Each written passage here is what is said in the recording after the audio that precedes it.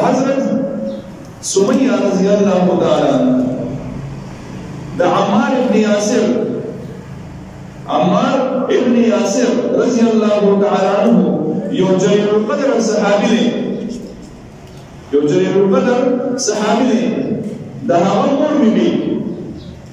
سمیہ رضی اللہ تعالی عنہ دا هغه زنانه ده چې دې ته یو اعزاز حاصل دی او دا اعزاز د دې زنانه نه علاوه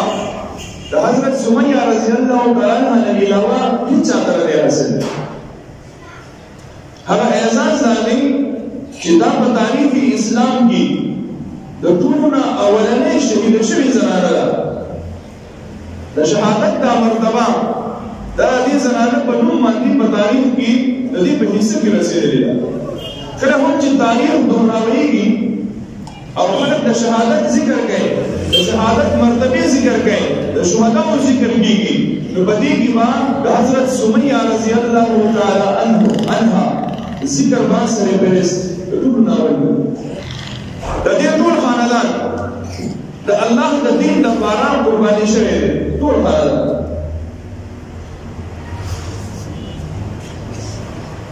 دیبا دا چونکی آزاد کرده بلا ہوا، ټول خاندان آزاد کرده بلا ہوا. وسیکلا یو سړی د خپل عہدې، د خپل پیسې، د خپل خاندان په نشه وي، نو دا بیا د کمزوري خلک څه نه ښکاري.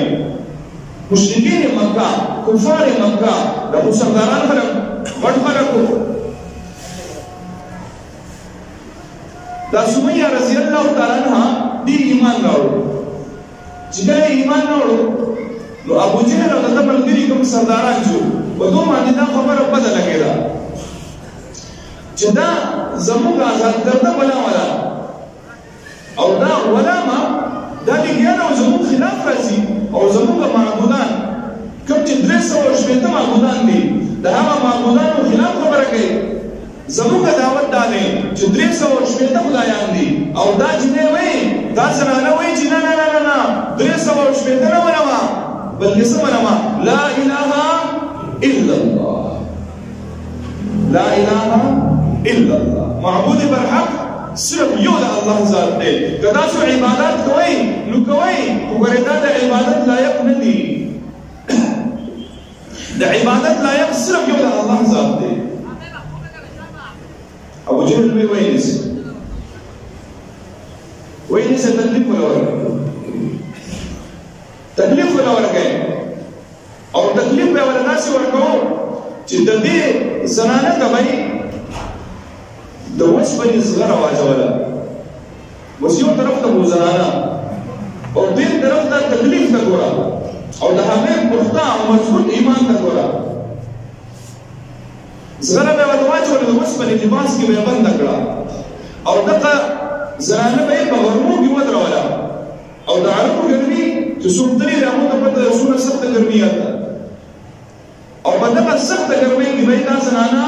په دوه شکو باندې باندې ودرولې و او ورته وی چې ته د دې کلمې نه واوره، ته چې کومه کلمه وایي چې لا اله الا الله، ته څه خبره ته چې کله دا کلمه وایي نو ستا دې کلمې د وجې نه زمونږ د زړونه اړېږي، زمونږ معبودان یادې چې دا هېڅوک نه دي. اوس دا یو خبره یاد لرئ، ګورئ دا معبود چې کوي دا انسان ته ډېر خوږي. دا خو موده ده په مفتو کې کلمه میلاو شوې ده او یو اسلامي معاشره او اسلامي معمول راته میلاو شوی دی. جمعه ته خوشحالي او جمعه د هغې قدر او عزت را سره نشته. ته د دې کلمې او د دې اسلامي معاشرې د هغه خلکو نه تپوس وکړه چې په کومو خلکو باندې پابندۍ یې چې ګیره ونه پرېږدې. د مصر لغاریان تاسو وینئ که نه؟ د مصر لغاریان دوی چې ښایسته تلاوتونه کوي، سړی وایي خدایه پاکه زحمت د شپو ته ناست وی او دا قرآن به ته اورېدې. د مصر لغاریان چې که تاسو د هغوی تلاوتونه واورئ، موږ چې سر شو که نه په تلاوت سر شو. د مصر لغاریانو چې یو داسې اواز ته وایې چې خدای پاک اورېدلې مې زاړه به در سم ښایسته خوشحالې کوي دنیا به درنه بدلوي خو چې ویې ګورې جوګرې خورې اوس د دې قاري دا نه ده خوښه چې زه دا ګیره وخورایم د دې قاري دا نه ده خوښه چې زه ګیره وخورایم ځکه چې هغه قرآن وایي هغه عاشق رسول دی هغه د نبي علیه السلام په ذات او په تعلیماتو باندې قربان دی هغه چې دا ټوله زندګي د قرآن لپاره وقف کړي د ماسې نه ده وقف کړي د ده سره مینه ده ځکه او وایي موږ خپل بچي قرآن ته ګیرو که نه لیکو یې څومره په سخت او تکلیف باندې اوس دغه کسانو پکې مهارت حاصل کړی او څنګه قرآن نه حیران به شي ورته دا قرآن داسې وایي او قرآن به پلي وایي په یاد باندې وایي دا مشرکین مکه دا په دې خبره باندې نه پوهېده چې کله نه پوهېده جزا سمیه رضی الله تعالی عنها دې ته یې زغره واچوله او په تودوخ شګو باندې یې واچوله تکلیف به ور ورکړ او دې په دغه طرف باندې لا اله الا الله د دې اواز به داسې و چې د دې په وجود کې به یې طاقت پیدا کړو امروز په هندوستان کې انډیا کې لګېدلي دي هندوان ناپاسېدلي دي دا ډېر څه بې غیرته غوندې کوم دي ډېر بې غیرته دي او ځوانان دي او راغلي د وجودو باسي او رام څه شي یادوي دا بګوان دی د عبادت چې ګډ دی دا ونه مخلي رام شری رام که څه شي دی هغه نه مخلي جय श्री राम دا چې وایي او په پردې باندې په حجاب باندې په دې باندې پابندي لګول چې څوک مخ نه پټوي ګوربه به نه اغوندي ولې ځکه چې دا د اسلام سره تعلق لري د مسلمانانو سره تعلق لري نو زموږ د دې نفرت دی یو ماشوم را روان و جنۍ ده یو هغه جنۍ هلته ټول په دې سکوټو باندې ګرځي دا سکوټي ځان ته بدلولې ده او بیا ته جلوس طرف ته راغلي ده هر کسان د نظام خلاف لګیا دي او د خپل خدای نومونه اخلي اواز کوي د خپل خدای نومونه اخلي جین شي رام د څه شي داسې نوم اخلي په دې ځای کوله خاله ورسېدم که نه نو به دوه خطې شو دا لګان او چې دی وایي چې زموږ هغه خدای او زموږ هغه خدای دا جنۍ وایي زما په زړه کې एकदम چې ګمري ایماني او قوت پیدا شو او زما د زړه نه یو اواز راووتلو چې ناره تکبیر الله اکبر ناره تکبیر الله اکبر اوس دا موږ په جومات کې ناست یو که نه موږ ناره تکبیر الله اکبر دا آسان دي خو دا به ستا نه پته ولګي چې دلته میدان ته ورشې او په داسې حالت کې چې هلته دنیا جلوس راوتی دی او خلک راوتی دي او دې جنۍ ته پته ده چې دا خلک مشتعل شوي دي ځکه چې جلوس دا څوک نشي کنټرولولی باید که د بل مطلب نه لګي چا وویل چا وزر او دا جنۍ وایي زما په خدمت کې څنګه د اواز وکړو که نه چې ناره تکبیر الله اکبر نو د دې الله اکبر د اواز سره زما په دې وجود کې نور طاقت راغی دا د نوم اثر دی کله چې غزوه احد کې په غزوه احد کې نبی علیه السلام زخمي شو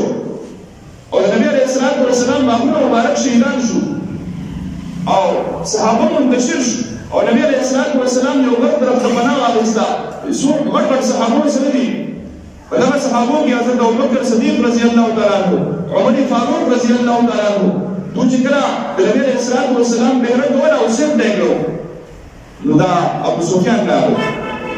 او دا خپل اس څنګه رانیسو الله او په اس باندې منډه والا وای دا د بدر بدله ده نبی علیه السلام صحابو دې خاموش دي ولیکي چې په دې کې आवाजونه شروع کړه وای په تاسو کې ابوبکر ژوندې دی وای که ختم کړی مې دی نبی علیه السلام خاموش ابوبکر خاموش په تاسو کې پلانکې ژوندې دی نبی علیه السلام خاموش په دې کې په تاسو کې عمر ژوندې دی عمر رضی الله تعالی عنہ قربان شو دا وګړه غیرت وای دا الله رسول الله نشو ټینګېږي وای ما ته اجازه درکې زه आवाज کوم نبی علیه السلام ته عمر سره غیرت داسې आवाज ورکا